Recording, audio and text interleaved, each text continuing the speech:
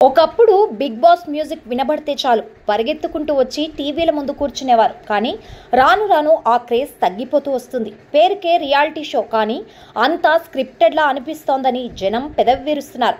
పైగా కష్టపడే కంటెస్టెంట్లను ఎలిమినేట్ చేసి ఊహించని వారికి టైటిల్ కట్టబెడుతున్నారన్న కమెంట్లు కూడా వినిపిస్తున్నాయి. ఏ మాట కామాట ఆ పోట్లాటలు, ఆటలు, సరదాలు, ప్రేమలు ఇవన్నీ చూడడానికి భలే ఉంటాయని ఈ షో కోసం ఎదురు చూసేవాళ్ళు చాలామందే ఉంటారు. అలాగే తిట్టుకుంటూనే బిగ్ బాస్ చూసేవాళ్ళు కూడా బోలెడు మంది.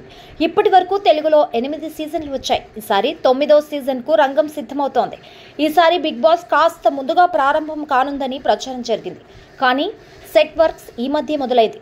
సెట్ రెడీ అయి కంటెస్టెంట్ల ఎంపిక ఓ కొలిక్కి వచ్చేసరికి చాలా సమయమే పడుతుంది. ఈ లెక్కన ఎప్పటిలాగే బిగ్ బాస్ సెప్టెంబర్ మొదటి వారంలో ప్రారంభమయ్యే అవకాశాలు కనిపిస్తున్నాయి.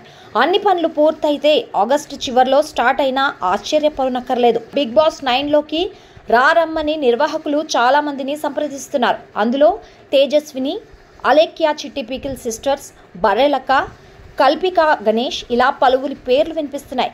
కిరాక్ బాయ్స్ వర్సెస్ కిలాడి గర్ల్స్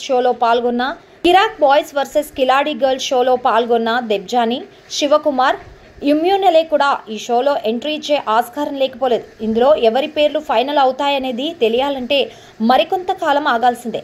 హోస్ట్గా పలువురి పేర్లు వినిపించినప్పటికీ నాగార్జునే ఈసారి కూడా బాధ్యతలు తీసుకోనున్నట్లు తెలుస్తోంది.